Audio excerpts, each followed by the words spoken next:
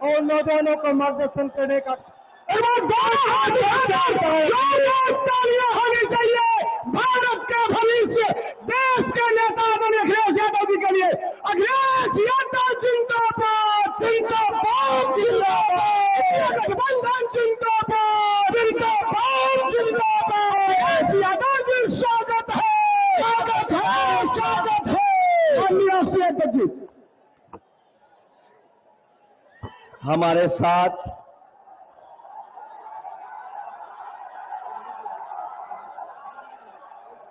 साथ मंच पर समाजवादी पार्टी और इंडिया गठबंधन के प्रत्याशी श्री एसपी सिंह पटेल जी और कांग्रेस पार्टी के बहुत वरिष्ठ नेता,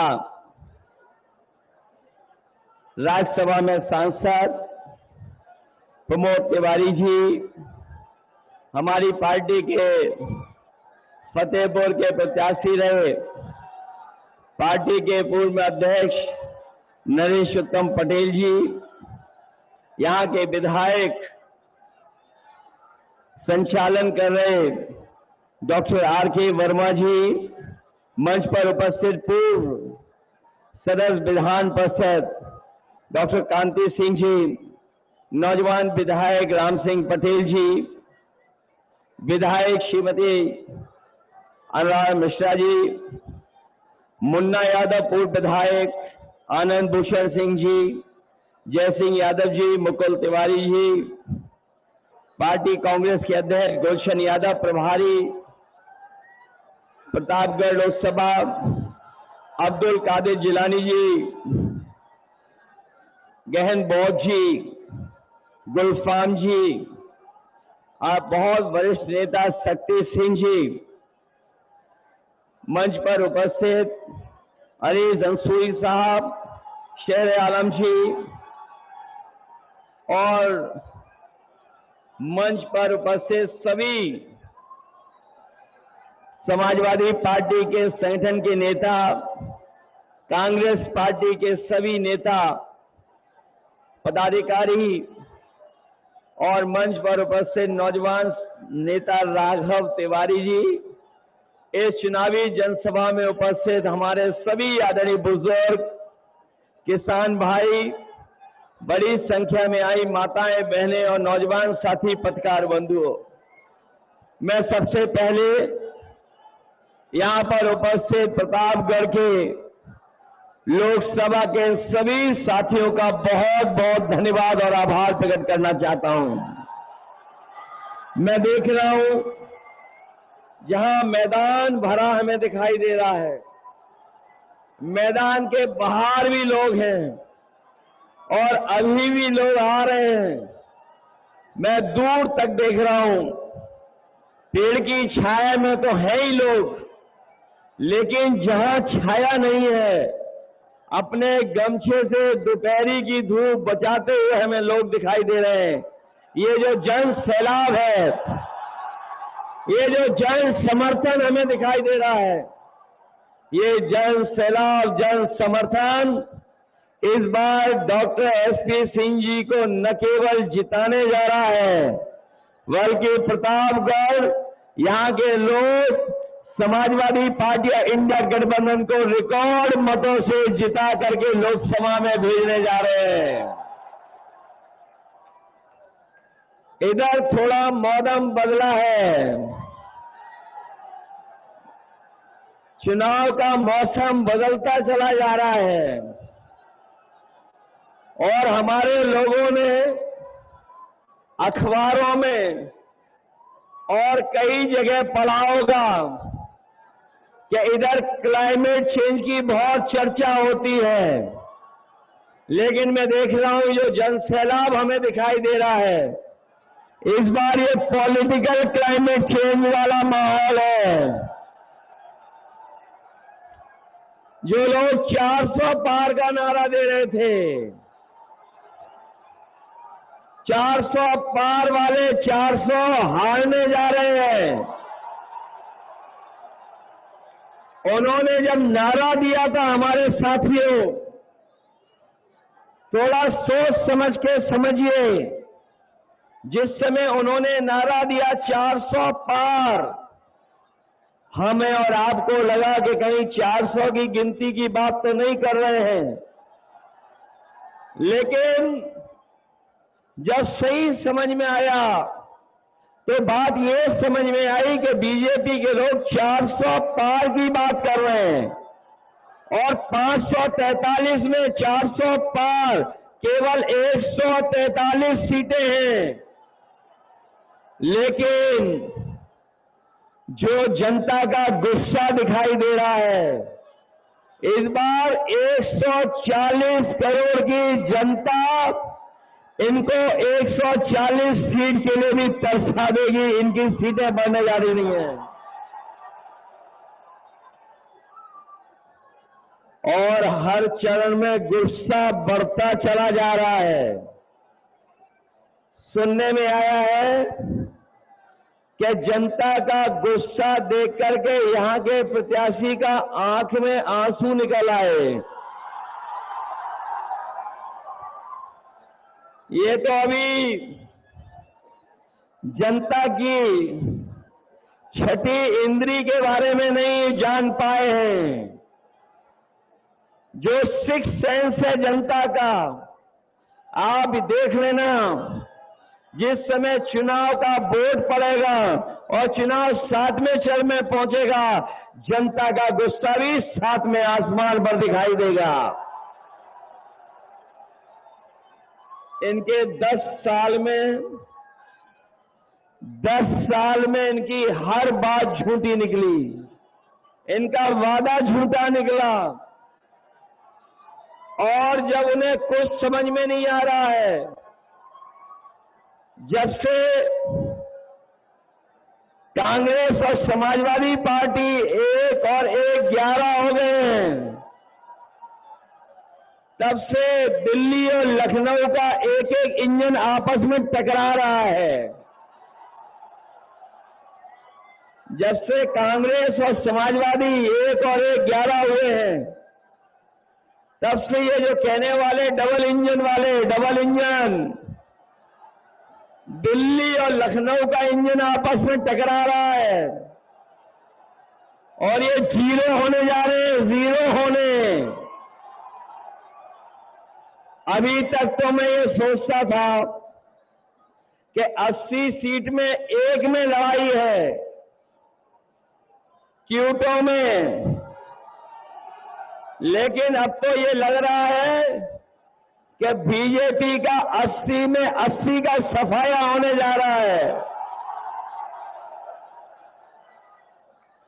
ये जो दिल्ली वाले हैं, कई बार कहते हैं शहजादे और शहजादे, इस बार शहजादे शह भी देंगे और मात भी देने जा रहे हैं भारतीय जनता पार्टी के लोगों को। याद है आपको इन्होंने कितने वादे किए थे हमसे और आपसे? कहा कि किसानों की आय 2 गुनी हो जाएगी। बताओ हमारे प्रतापगढ़ के किसान भाइयों, किसी भी किसान की, गांव में रहने वाले नौजवान, उनके परिवार की जो खेती बाड़ी से जुड़े हैं, किसी की आय 2 गुनी नहीं हुई और आय 2 गुनी तो दूर, इन्होंने महंगाई बढ़ा करके लागत बढ़ा दी और लगातार लागत बढ़ती चली जा रही है। चाहे वो डीजल हो, पेट्रोल हो, खाद हो और चाहे कीटनाशक दवाइयां हो, यहां तक जब किसान को डीएपी खरीदने के लिए जाना पड़ा बाजार में, तो इन बीजेपी वालों ने नैनो यूरिया जबरदस्ती खरीदवा दी, नैनो यूरिया खरीदवा दी। जो लोग जानकार होंगे वो जानते होंगे, जिस तरीके से उद्योगपति भारत छोड़ के चले गए थे, उसी तरीके से नैनो यूरिया वाले भी भारत छोड़ करके चले गए हैं। और दिल्ली वालों ने तो दिल्ली से अपना सामान बांध लिया है और ये सब छठवें सातवें वाले चुनाव में आ गए हैं। वो जानते हैं अब दिल्ली में कुछ बचने वाला नहीं है, बदलाव की हवा चल रही है, इसलिए सब सामान बांध लिया है। और जो जनता को धोखा दिए थे, इस बार जनता भी उनसे हिसाब किताब करने जा रही है अपने वोट से। जहां इन्होंने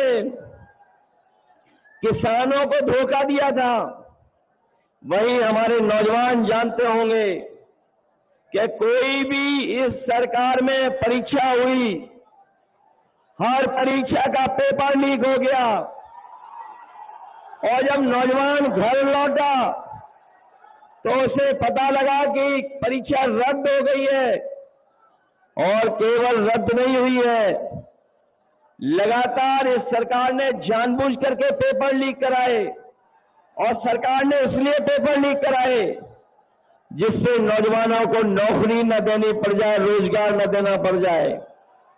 मैंने कई मौकों पर और फिर कहता हूं कि जो नौजवानों की परीक्षा रद्द हुई है, उससे लगभग 60 लाख बच्चे नौकरी से दूर हो गए।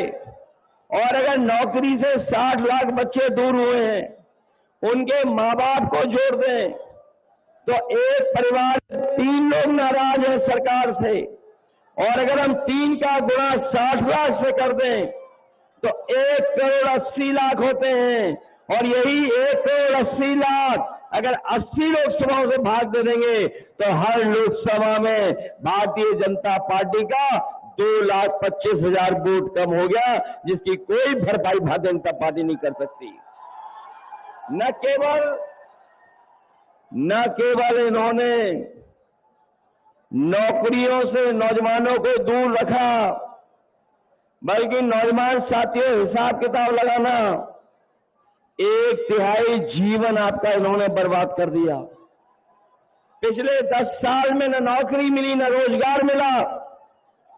और यही नौजवान जो अपनी फौज की नौकरी के लिए तैयारी करता था, सड़क पर दौड़ता था, खेतों में, गांव में जहां जगह बना करके अपनी तैयारी करता था, फौज में जाकर के सम्मान की नौकरी करना चाहता था, लेकिन इन बीजेपी वालों ने फौज की नौकरी भी आधी अधूरी कर दी।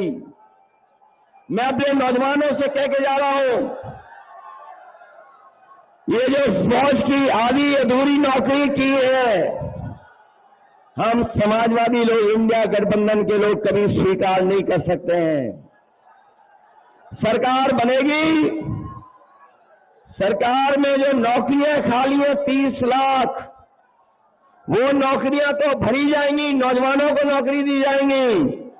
साथ ही साथ जो फौज की आधी अधूरी नौकरी है, अग्निवीर को हमेशा हमेशा के लिए खत्म कर दिया जाएगा। मैं अपने खाकी वर्दी पहने हुए भाइयों को जब देखता हूं तो मुझे याद आता है कि जब बीजेपी फौज की नौकरी 4 साल की कर सकती है, तो अगर ये सत्ता में आ गए तो हमारे खाकी वर्दी पहनने वालों की भी नौकरी 3 साल की कर देंगे। इसलिए हम इन्हें भी सावधान करने आए हैं। अभी तो फौज की नौकरी हुई है 4 साल की, ये बीजेपी वाले दोबारा आ गए तो इनकी खाकी वर्दी पहनने वालों की भी नौकरी 3 साल की हो जाएगी।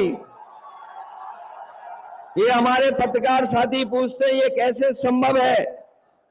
मैं उनसे सवाल पूछता हूं कि बताओ, भारतीय जनता पार्टी ने सभी हवाई अड्डे बेच दिए कि नहीं बेच दिए?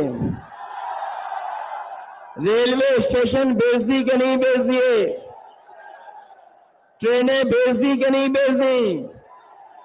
हवाई जहाज जो सरकारी थे वो बेच दिए कि नहीं बेच दिए? और सरकारी विभागों में आउटसोर्स पर संविदा में नौकरी कर दी कि नहीं कर दी? जब ये सब कुछ कर सकते हैं, अग्निवीर लागू कर सकते हैं, नोटबंदी लागू कर सकते हैं, तो ये भी लागू हो जाएगी। इसलिए भारतीय जनता पार्टी से मैं आपको भी सावधान करने आया हूं। महंगाई कहां पहुंचा दी बीजेपी के लोगों ने, सोचिए। और महंगाई तो बढ़ाई, लेकिन हमारे किसानों की खाद की बोरी से भी चोरी हो गई। जो खाद चोरी हुई, पहले 5 किलो चोरी की, फिर 5 किलो चोरी हो गई खाद। बताओ, आपकी बोरी से खाद की 10 किलो चोरी हुई कि नहीं हुई?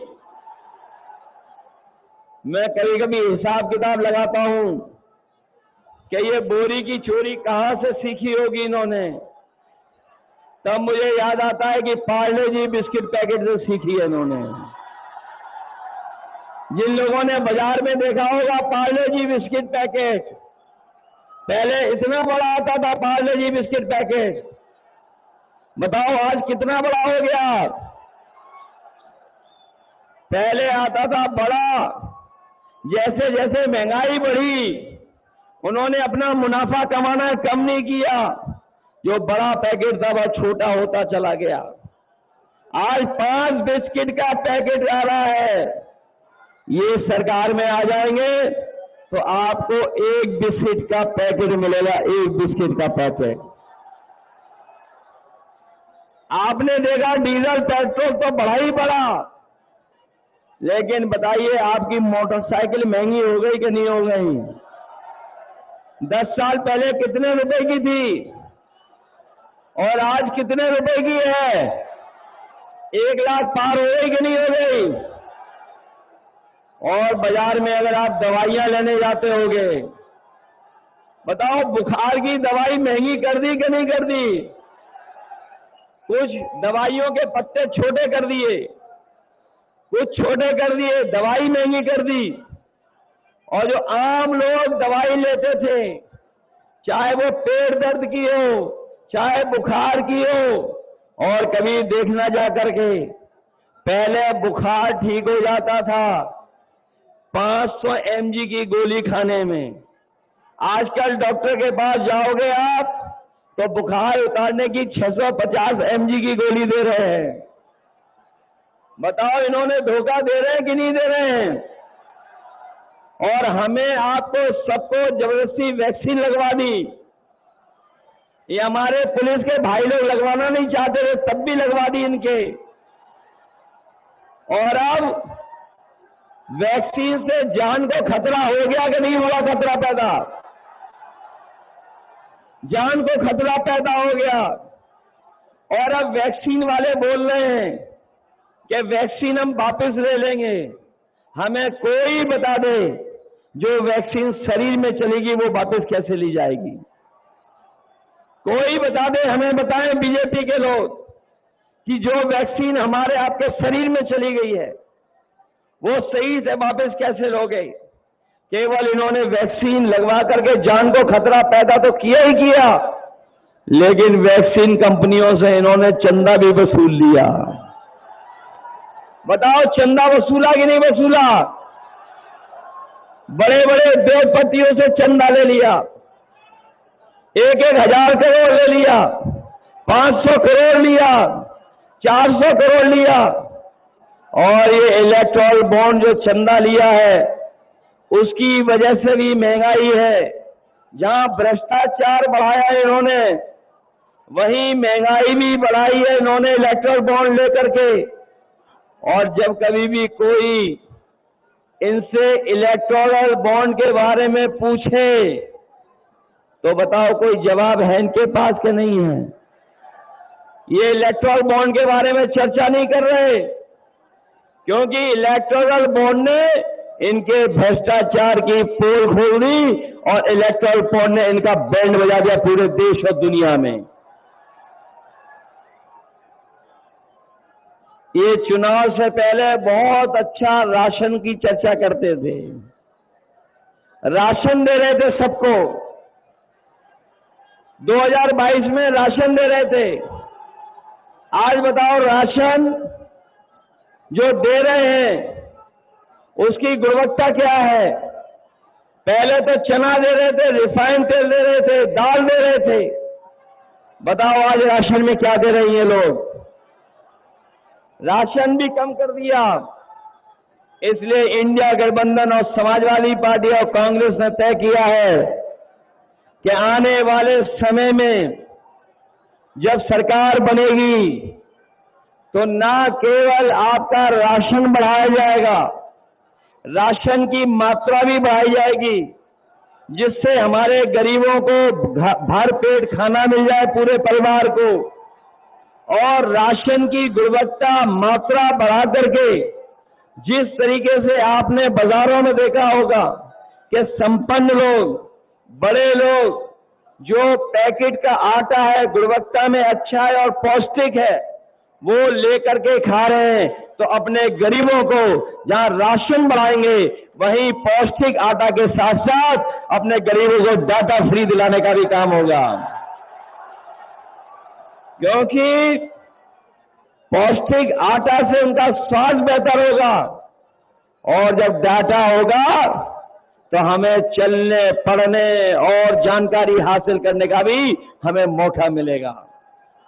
क्योंकि आज डाटा के बिना कुछ नहीं चल रहा है।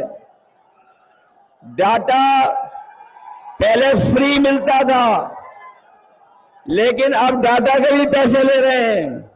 इसलिए पौष्टिक आटा गरीबों को और उसके साथ साथ डाटा फ्री देने का काम भी आने वाली समय की सरकार में होगा। इसलिए मैं आपसे निवेदन करने आया हूं, ये लखनऊ और दिल्ली वाले हम लोगों को मिलकर के गुमराह कर रहे हैं, धोखा कर रहे हैं, नकल कर रहे हैं। आपको याद होगा जब समाजवादी सरकार थी तो हम लोगों ने इतना बड़ा लैपटॉप दिया था आपको, बहुत से बच्चों को मिल गया था, उसी की नकल कर करके ये सरकार ने बड़ा नहीं दिया, कितना छोटा कर दिया, इतना छोटा कर दिया और इतना घटिया दिया है कि आप उसमें उंगली घिसते रहो वो चलता ही नहीं है। आपकी एम्बुलेंस दी थी गरीबों के लिए गांव में पहुंच करके मदद करे, और अपनी गर्भवती महिलाओं के लिए विशेष एम्बुलेंस दी थी। इन्होंने एम्बुलेंस तो खराब की है, लेकिन अस्पताल भी बर्बाद कर दिए। किसी गरीब का अब सरकारी अस्पताल में इलाज नहीं हो पा रहा। और ये दिल्ली वालों ने 10 साल में और उत्तर प्रदेश की सरकार ने 7 साल में कोई भी एक ऐसा जिला अस्पताल नहीं बनाया जिसमें हमारे गरीबों को फ्री इलाज मिल जाए, दवाई मिल जाए और सब तरह का उनको सुविधा मिल जाए। कोई इंतजाम नहीं किया। ये जो 100 नंबर वाली पुलिस बनाई थी हम लोगों ने, 100 नंबर वाली पुलिस बनाई थी, गाड़ी दी थी हम लोगों ने, वो गाड़ी भी ये वो नौजवान हमें दिखाई दे रहा है जिसकी ताकत में दम है।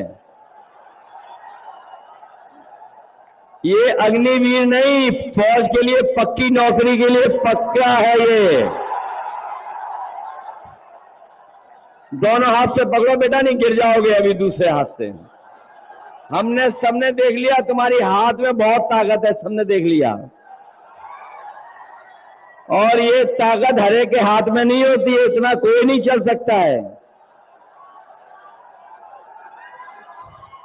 ये तो फिजिकल यूं ही पास कर जाएगा, इसको जरूरत नहीं है और किसी चीज की।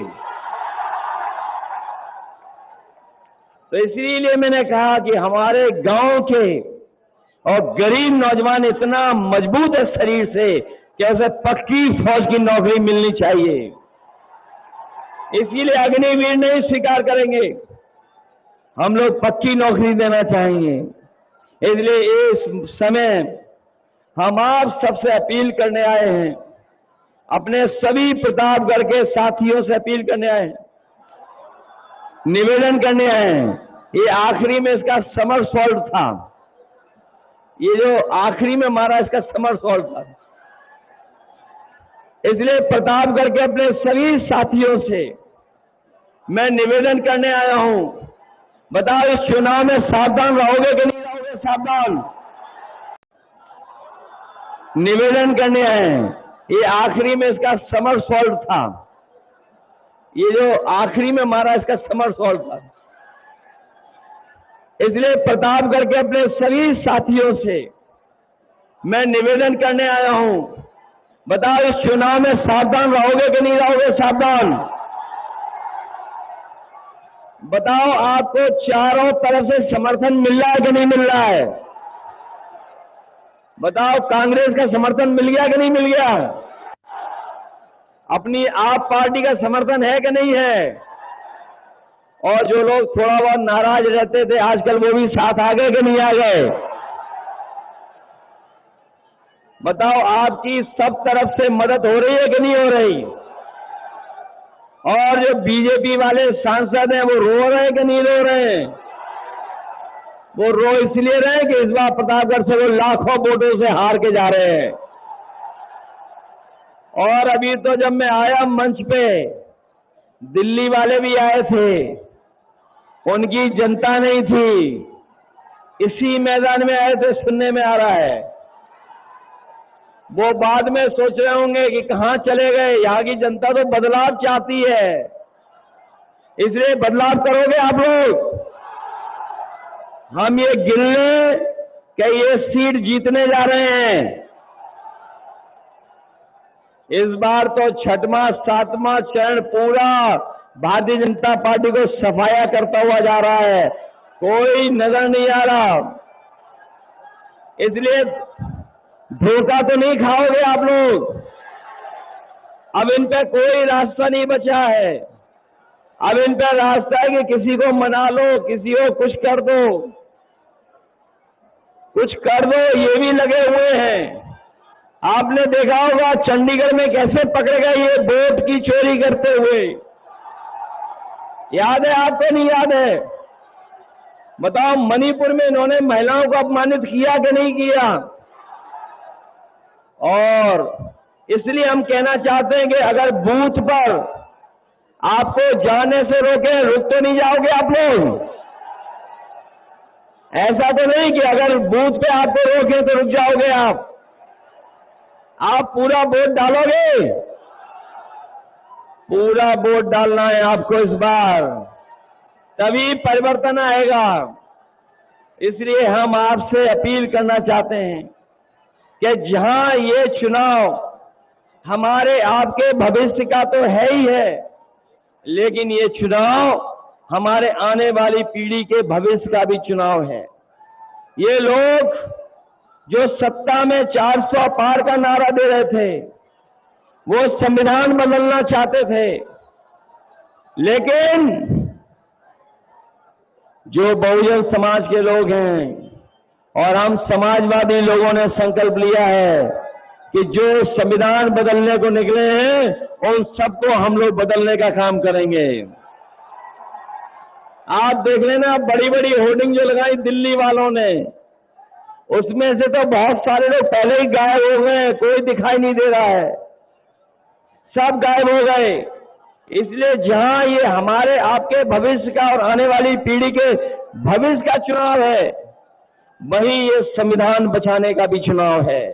एक तरफ वो लोग हैं जो संविधान को बदलना चाहते हैं, दूसरी तरफ हम सब लोग हैं जो मिलकर के संविधान बचाना चाहते हैं। ये संविधान रहेगा तो हमें आपको अधिकार मिलेंगे, ये संविधान रहेगा तो हमें न्याय मिलेगा। यही संविधान है जो हमें आरक्षण दिलाता है। यही बाबा साहब भीमराव अम्बेडकर जी का संविधान हमारे और आपके लिए संजीवनी है, संजीवनी। इसलिए जहां 2024 का चुनाव सरकार बदलने का है, वहीं संविधान बदलने का भी चुनाव ये 2024 का है। इसलिए मदद करिए। और हम लोगों ने तय किया है कि अपने किसानों का भी कर्ज पूरा का पूरा माफ होगा, उन्हें सोचना नहीं पड़ेगा। इन्होंने बड़े बड़े उद्योगपतियों के कर्ज माफ कर दिया, करोड़ों करोड़ों रुपए माफ कर दिए, 25 लाख करोड़ रुपए माफ किए हैं। हम अपने गरीबों को, किसानों को भरोसा दिला के जा रहे हैं कि आपके लाखों का कर्जा माफ करने का काम करेंगे और आपकी फसल के लिए कानूनी अधिकार दिला करके आपको एमएसपी भी दिलाने का काम होगा। जहां एमएसपी दिलाएंगे किसानों को, वहीं हमारी माताओं बहनों को याद होगा हम लोगों ने करीब 500 रुपए उन्हें पेंशन देने का काम शुरू किया था। उसके बाद कन्या विद्याधन दे रहे थे 30,000 रुपए। इधर जब चुनाव दूसरी बार हुआ तो हम लोग 6,000 उनको समाजवादी पेंशन देने जा रहे थे, लेकिन हमारी सरकार नहीं बनी। इस बार कांग्रेस पार्टी, इंडिया गठबंधन और समाजवादी पार्टी ने तय किया है कि इस बार अपनी गरीब माताओं बहनों के अकाउंट में 1 लाख रुपए पहुंचा करके उनको सम्मान देने का काम करेंगे। 1 लाख। वहीं हमारे 69,000 वाले नौजवान जानते होंगे शिक्षक, इनके साथ न्याय नहीं हुआ है, हम इनको न्याय दिलाएंगे। वहीं हमारे अनुदेशक हैं, शिक्षा मित्र हैं, इन शिक्षा मित्रों को अगर किसी ने सम्मान देने का काम किया था तो समाजवादियों ने। जैसे ही सरकार आई तो फिर उन्हें पीछे कर दिया गया। ये दिल्ली की योजना थी, दिल्ली से शुरू हुई थी, इसलिए अपने शिक्षा मित्रों को हम कह के जा रहे हैं, जहां शिक्षक भर्ती बढ़ाएंगे वहीं शिक्षा मित्रों को भी मदद करेंगे। और हम अपनी आंगनवाड़ी और आशा कार्यकर्ताओं को भरोसा दिला के जा रहे हैं, इनकी हमेशा लड़ाई रही है, संघर्ष हुआ कि इनका मानदेय बढ़ाया जाए। हम लोग मिलकर के इनका मानदेय दोगुना कर करके उनकी मदद करने का काम करेंगे। इसलिए मदद करिए सब लोग। ये मान लें कि आज चुनाव प्रचार के बाद सब लोग अपने बूथ पे चले कर जाकर के इंतजाम करेंगे, तैयारी करोगे सब लोग मिलकर के। मैं जानता हूं डॉक्टर एसपी पटेल जी ने बहुत मेहनत की है, कोशिश बहुत की सब लोगों से मिलने। इसी का परिणाम ये हुआ है कि इनके पक्ष में समीकरण भी बन गया, अंगरज भी बन गया और समर्थन इतना बड़ा मिल रहा है कि लाखों लाख वोट से इस बार जीत करके जा रहे हैं। मैं एक बार फिर जिन दलों ने हमारा साथ देने का काम फैसला लिया है, मैं सभी दलों का धन्यवाद देता हूं और आभार भी प्रकट करता हूं कि इस लड़ाई में जहां पर हम लोग अपना संविधान बचाने के लिए निकल पड़े हैं, हमें पूरा भरोसा है कि जब इतना बड़ा हमें समर्थन मिला है तो आपका संविधान भी बचेगा और दिल्ली की सरकार भी हट जाएगी। इसलिए मदद करिए और इन्हें ऐतिहासिक वोटों से जिता करके भेज दो। बोलो, जिताओगे आप सब लोग। बहुत बहुत धन्यवाद सबका।